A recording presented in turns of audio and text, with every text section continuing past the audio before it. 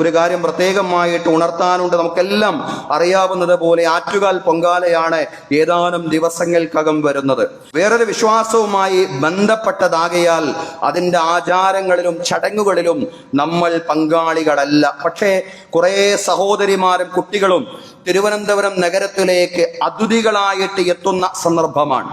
അവരുടെ ഏറ്റവും നല്ല ആതിഥേയരായിട്ട് മാറാൻ നമുക്ക് സാധ്യമാവണം. റമദാനിലാണ് ഈ വർഷം യാദൃശ്ചികമായിട്ട്, കഴിഞ്ഞ വർഷവും അങ്ങനെയായിരുന്നു ഈ പൊങ്കാല ഉണ്ടാവുന്നത്.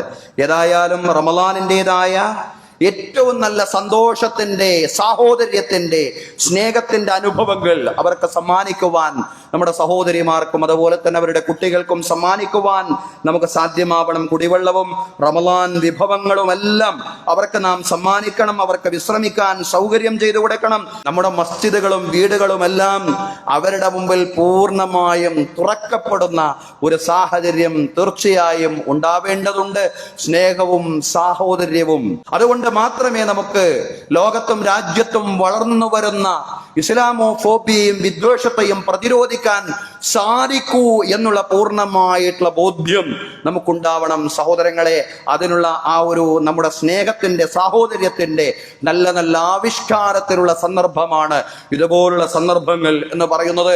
നിങ്ങൾക്ക് എത്ര പേർക്കറിയാം നിങ്ങളുടെ കുഞ്ഞിന്റെ ആദ്യ കാതുകുത്ത് പവൻ ഗോൾഡിൽ തികച്ചും സൗജന്യമാണെന്ന്? പവൻ ഗോൾഡ് തിരൂർ.